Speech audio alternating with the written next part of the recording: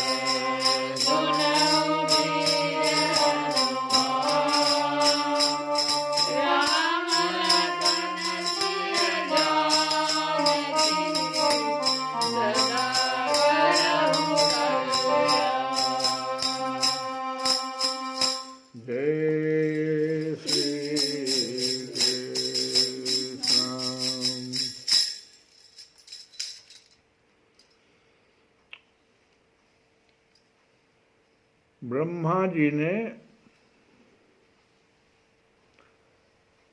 अद्वितीय परब्रह्म भगवान को देखा। ब्रह्मा जी ने देखा कि जैसे भगवान श्री कृष्ण पहले अपने हाथ में दही भात का कौर लिए उन्हें ढूंढ रहे थे, वैसे ही अब भी अकेले ही उनकी खोज में लगे हैं। देखो हुआ क्या, ब्रह्मा जी को भगवान जो बार बार बाएं हाथ में दही भात, हाथ में ही भात उसके ऊपर दही रख लेते थे और सब बच्चों को सामने में बैठा हुए थे, सब अपना अपना भोजन का सामग्री निकाल के बैठा हुआ खा रहा है, लेकिन कोई यह ध्यान नहीं रख रहा है कि वो उसका जूठा खा रहा है, वो उसका जूठा खा रहा है। जैसे भगवान दही भात हाथ में लेकर के आधा फिर उसको खाते हैं, फिर उससे किसी से हंसी मजाक करते हुए दौड़ते हैं, फिर उसका अचार ले लेते हैं, आधा अचारू खाए हुए आधा फिर ही खा लेते हैं। इस तरह का जो लीला भगवान कर रहे थे, कहीं कुछ ब्रह्मा जी ऊपर में थे तो उनको भ्रम हो गया कि भगवान हमारे ऐसे कैसे हो सकते हैं, कुछ विचार नहीं कर रहे हैं कि किस किस चीज़ को खाना चाहिए, हाथ भी नहीं जमुना जी में जाके धोए। बहुत सारा चीज़ ऐसा ब्रह्मा जी ने देख लिया तो उनको शंका हो गई कि ये भगवान कैसे हो सकते हैं, जिनके बारे में हम लोग सुने थे कि वे अवतार लेने वाले हैं वसुदेव के घर में, वे भगवान ही कैसे हो सकते हैं। और इसीलिए ब्रह्मा जी ने एक परीक्षा लेने की बात मन में सोची कि वही भगवान है क्या। और क्या किया उन्होंने, सारे बछड़ों को पहले गायब कर दिया। फिर उधर जब भगवान बछड़ों को खोजने के लिए चले गए, सबको बैठाए रहे कि तुम लोग खाते रहो, हम आते हैं बछड़ों को खोज करके, तो ग्वाल वालों को गायब कर दिया, सारे बच्चों को गायब कर दिया जो खा रहे थे। जब भगवान लौटे वहाँ से कि कहीं न बछड़ा मिला, यहाँ आए तो ग्वाल वाल भी नहीं है, तो सोचने लगे कि आखिर कौन, एक दो लोग, कोई अगर राक्षस भी आता तो एक दो बच्चे को ले जाता, एक दो बछड़ा को ले जाता, ये सब का सब कैसे हो गया। तो भगवान थोड़ा सा जब अपने स्वरूप में आए तो देखे ये सब ब्रह्मा का करतूत है। तो फिर देखो अब क्या होता है, अभी भी ऐसा है कि कोई अगर व्याकरण का बहुत बड़ा ज्ञाता है, हमको अगर उसको मान लो हराना है तो व्याकरण में ही उससे हम बात करेंगे तब वो हार मानने के लिए तैयार होगा।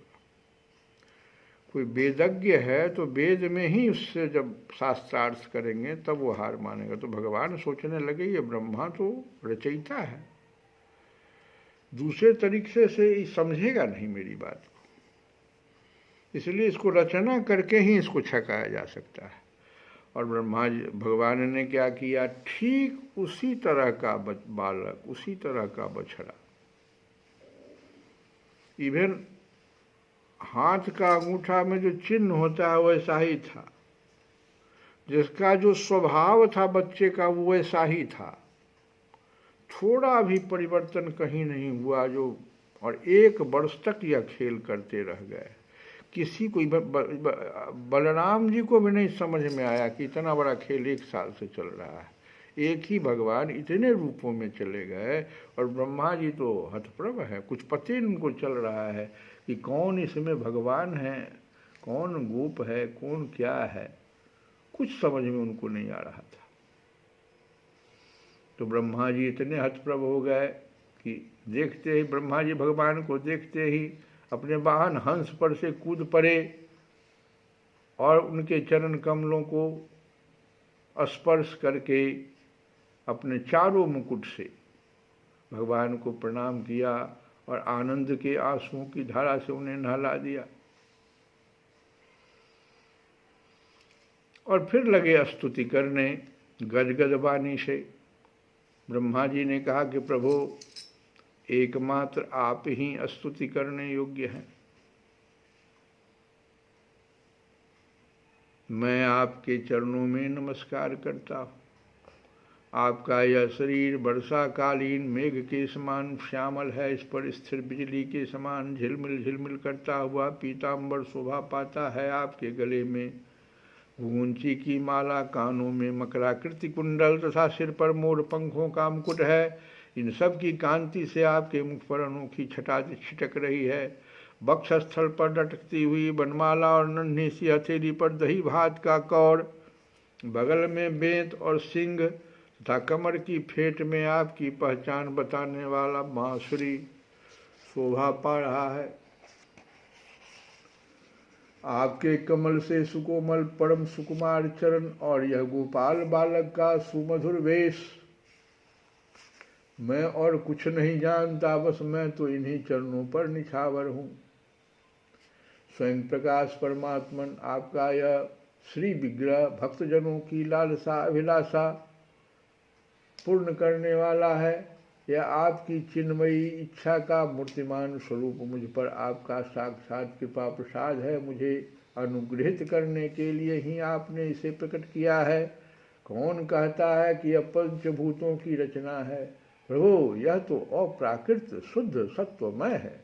मैं या और कोई समाधि लगाकर भी आपके इस सच्चिदानंद विग्रह की महिमा नहीं जान सकता। फिर आत्मानंदानुभव स्वरूप साक्षात आपकी ही महिमा को तो कोई एकाग्र मन से भी कैसे जान सकता है? प्रभु, जो लोग ज्ञान के लिए प्रयत्न न करके अपने स्थान में ही स्थित रहकर केवल सत्संग करते हैं और आपके प्रेमी संत पुरुषों के द्वारा गाई हुई आपकी लीला कथा का जो उन लोगों के पास रहने से अपने आप सुनने को मिलती है, शरीर वाणी और मन से विनयावनत होकर सेवन करते हैं, यहाँ तक कि उसे ही अपना जीवन बना लेते हैं, उसके बिना जी ही नहीं सकते। प्रभु, यद्यपि आप पर त्रिलोकी में कोई कभी विजय नहीं प्राप्त कर सकता, फिर भी वे आप पर विजय प्राप्त कर लेते हैं।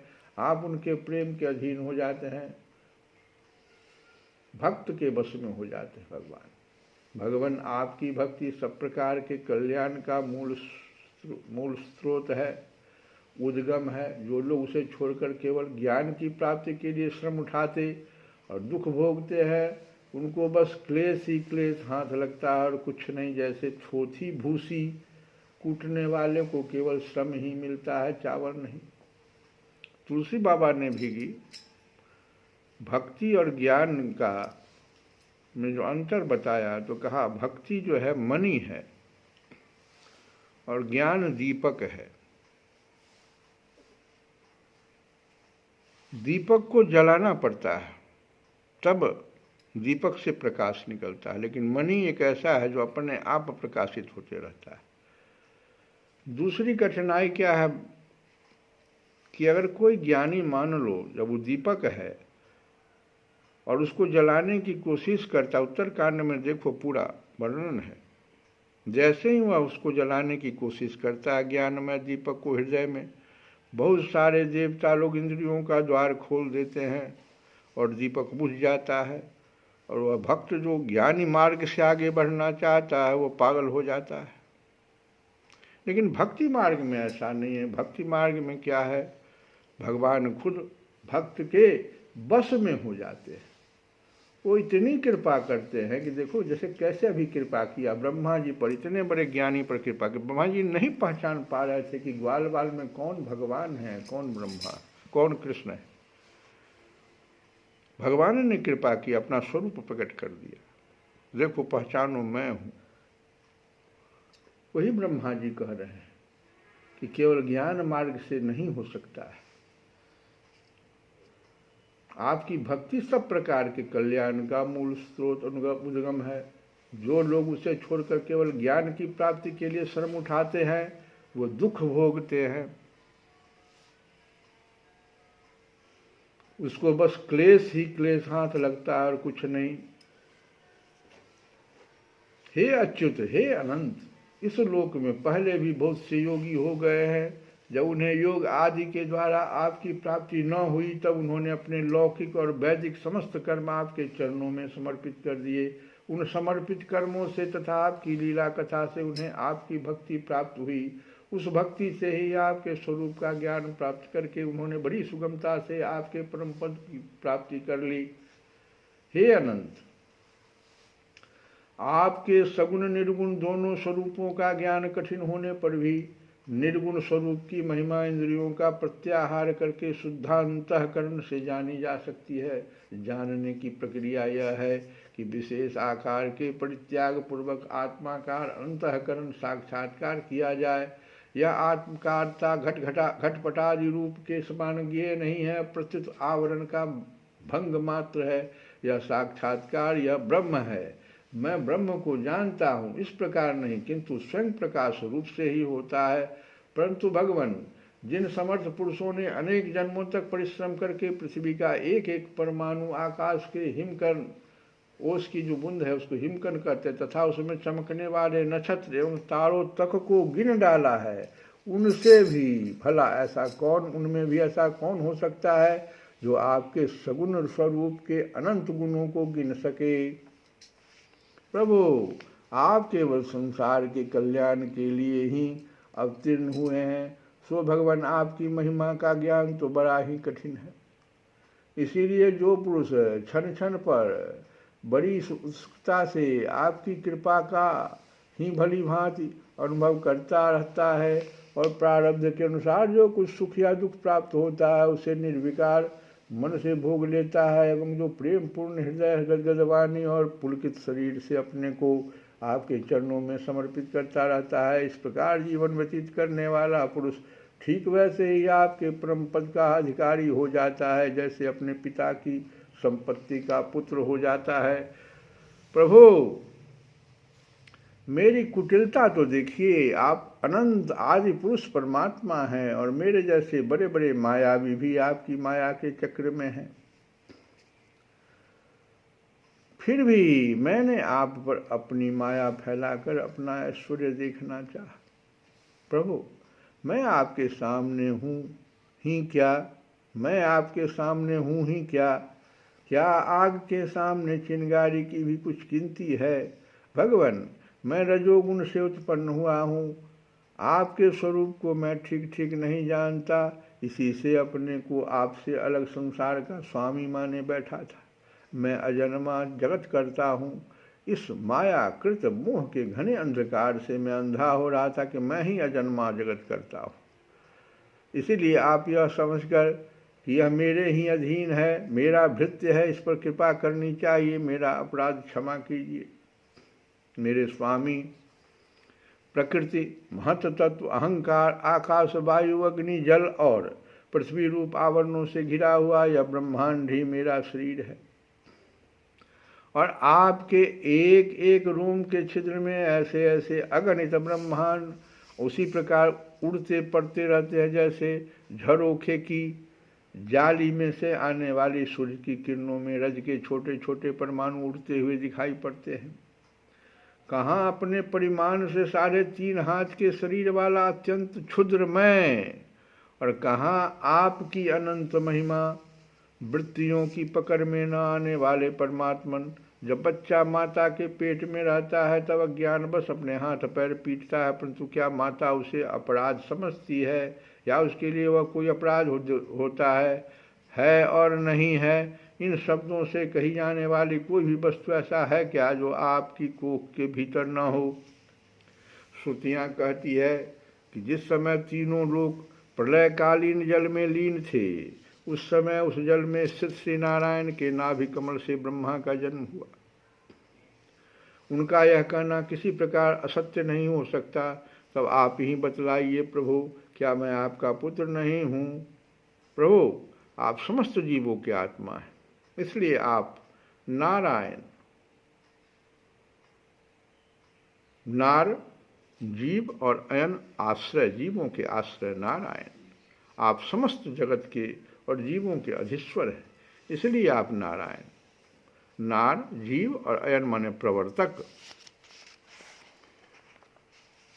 आप समस्त लोकों के साक्षी हैं, इसीलिए भी नारायण। नार जीव हुआ और अयन माने जानने वाला।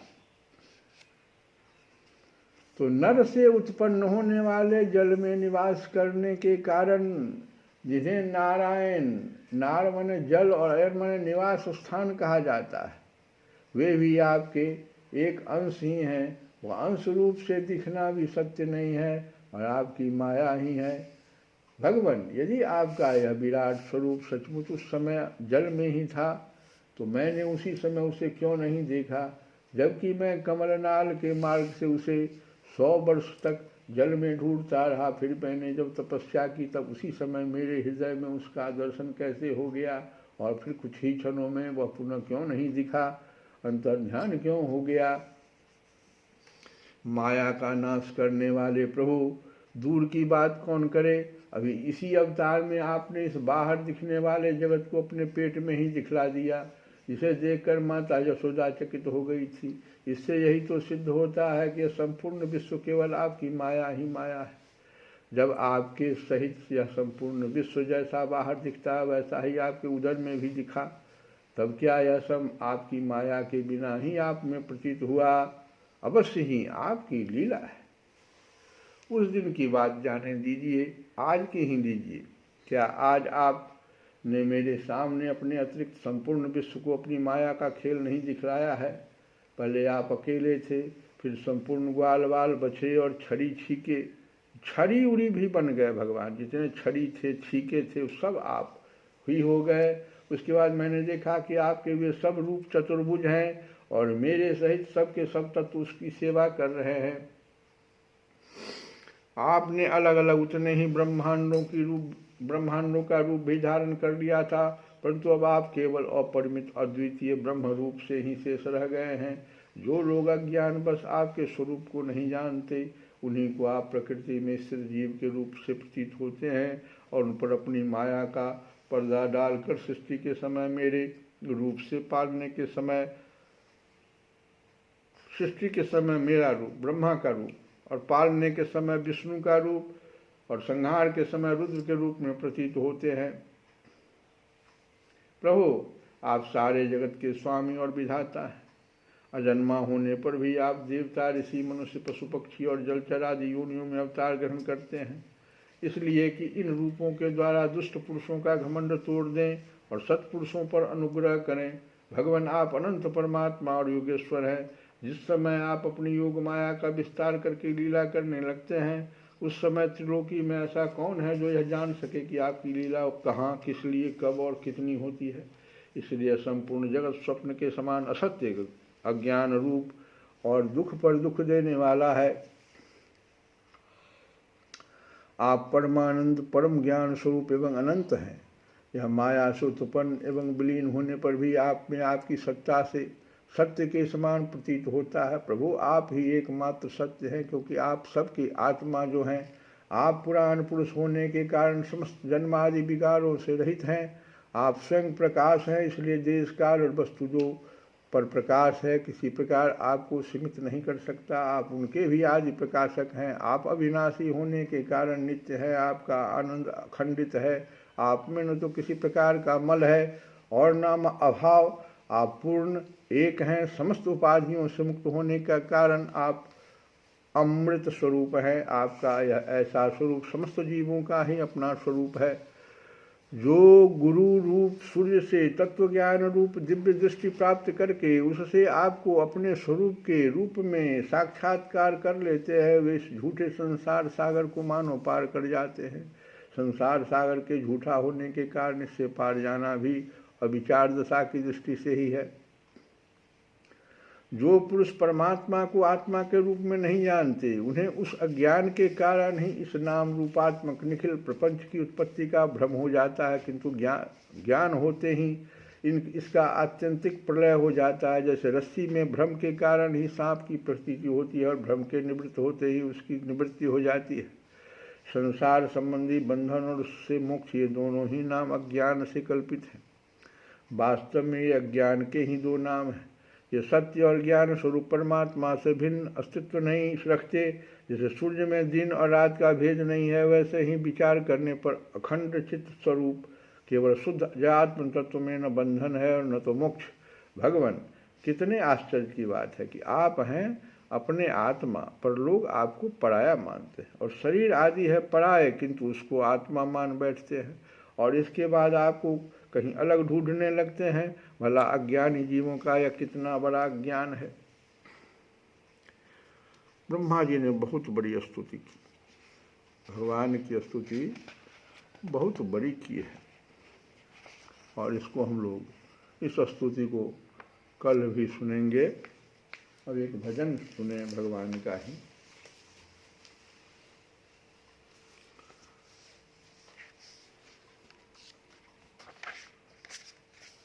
जय गोविंदा गोपाला मन मोहन श्याम कन्हैया, मुरलीधर गोपाला घन श्याम नंद के लाला, मुरलीधर गोपाला घन श्याम नंद के लाला,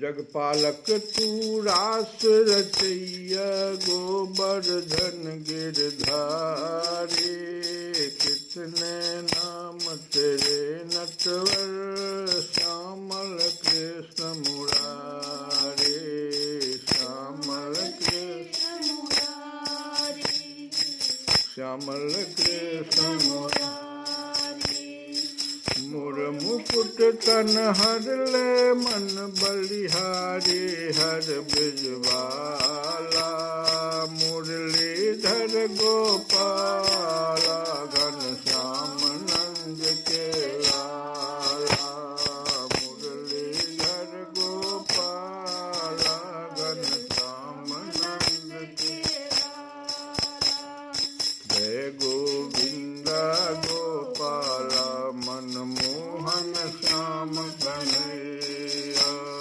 मुरलीधर गोपाला घन श्याम नंद के लाला, तू ही सागर में रमता, तू ही धरती पाताल, जल में नभ में और जगत में तेरी जय जयकार, तेरी जय जयकार, हो तेरी जय जयकार, मेरे मन मंदिर में स्वामी तुझसे ही उजियाला, मुरलीधर गोपाला घन श्याम नंद के लाला, जय गोविंदा गोपाला मन मोहन श्याम कन्हैया,